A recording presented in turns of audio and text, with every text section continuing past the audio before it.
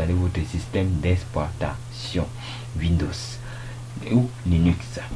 Ok, là maintenant vous patientez, ça analyse, ça fait tout ce que ça peut faire, et maintenant vous utilisez là maintenant pour le réparer. Ok, vous patientez, ça on est dans les applications PC, patientez que le scan se passe.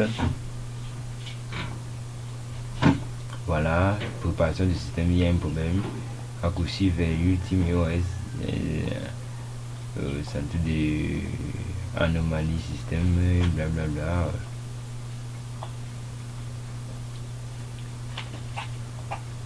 Ok.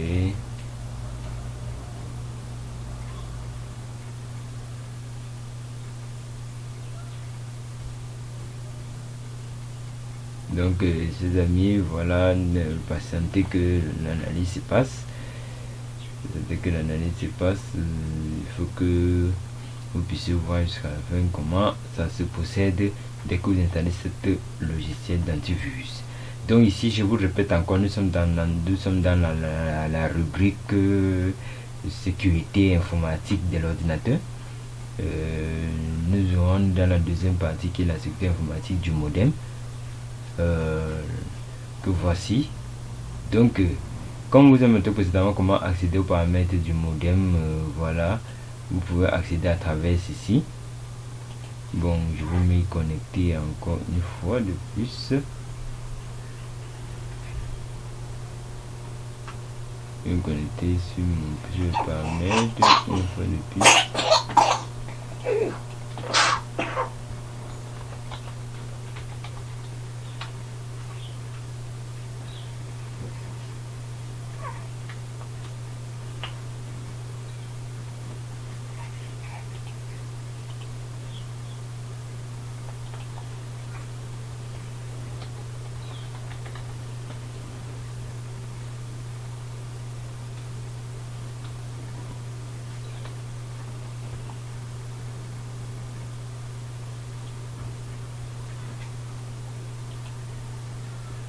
Ok, chers amis, nous sommes dans la deuxième rubrique, la sécurité dans notre modem. Ici, nous pouvons gestionner du code PIN, nous pouvons créer un PIN pour pouvoir, ça c'est aussi une forme de sécurité. Nous pouvons créer un PIN ou pas pour pouvoir accéder à notre Wi-Fi, et on peut aussi paramétrer notre pare-feu. On peut aussi paramétrer un pare-feu. Vous voyez qu'il y a le pare-feu du PC, il y a le pare-feu du modem. Donc je peux activer le pare-feu communauté majeure du pare-feu. Donc c'est pour dire qu'il y a un scan sécurité sur cela. Vous pouvez lire cette documentation pour vous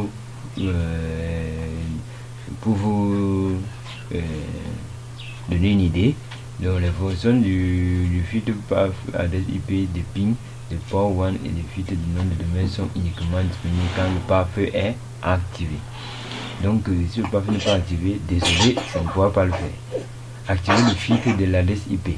Ça veut dire que si vous activez le filtre de l'adresse IP, dans la partie adresse LAN, IP LAN, vous devez paramétrer les adresses IP qui vont être autorisées sur ce CA. Désactiver le PIN du port 1, bon, on peut activer le filtre de nom de domaine, activer le filtre MAC. Si j'active ce filtre MAC, c'est pour dire que étant ici sur le filtrage maxi, je peux l'activer, je peux paramétrer. Bon, comme je ne l'ai pas activé, je ne peux pas le paramétrer. Bon, ceci sans importance parce que on a déjà fait précédemment sur la sécurité du haut. On a déjà fait précédemment sur le paramétrage de Ethernet, ainsi de suite. Donc je vous montre juste comment vous pouvez activer pour faire une grande configuration. Ok, ici on peut aller dans le serveur filtrage IP, mais on n'a pas activé ici, donc ça ne peut pas se faire aussi. Donc voilà comment ça marche. Voilà, activez d'abord le filtrage MAC.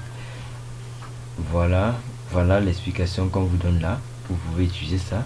Et maintenant, adresse IP LAN, vous mettez l'adresse, le port, vous mettez l'adresse IP1, vous mettez port 1 protocole, statut IP. Ça c'est vraiment pas très bénéfique. Le mieux c'est d'utiliser le Mac pour pouvoir vous faciliter la tâche et pouvoir bloquer facilement. Ça c'est une forme de sécurité aussi. Vous ajoutez juste les adresses IP que vous voulez qu'il accède et le protocole.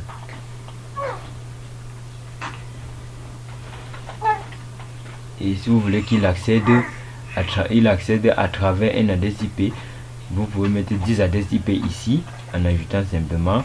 Et si le protocole signifie que TCP, ce qui signifie qu'il peut transférer les fichiers, bien sûr il peut accéder à votre connexion internet et accéder à vos fichiers partagés et faire les échanges. Mais si vous mettez seulement non, aucun, c'est pour dire qu'il ne peut accéder à aucun. Bon, je ne veux pas vous montrer cela parce que c'est une formation avancée. Si vous voulez cela, vous vous dites seulement on s'accorde et je le fais. Serveur virtuel, ça c'est une autre forme de sécurité. Si vous ne voulez pas que quelqu'un accède directement à votre réseau, vous pouvez fournir un autre adresse auquel il va accéder. Configurer un serveur virtuel afin de permettre aux utilisateurs externes d'accéder au web ou FTP et aux autres services assurés par le réseau local. Donc vous voyez, ça dit tout là-haut, protocole appliqué par les services. Paramètres prenant uniquement effet lorsque le bouton appliqué sera exécuté. Port du LAN, le port de l'ordinateur fournit les services. Il s'agit d'un port unique et les valeurs du port du LAN est compris entre 1 à 65536. Donc certains ne vont pas comprendre. Vous voyez juste que vous pouvez ajouter un serveur. Là, vous mettez l'adresse, vous mettez le nom. Mon serveur. Mon serveur. Le port LAN, je peux mettre le 23. L'adresse IP 192.1.8.220. Le port LAN 53. Ici 443. Disons maintenant le protocole, je peux mettre que ce soit TCP UDP, statut marche. Ok.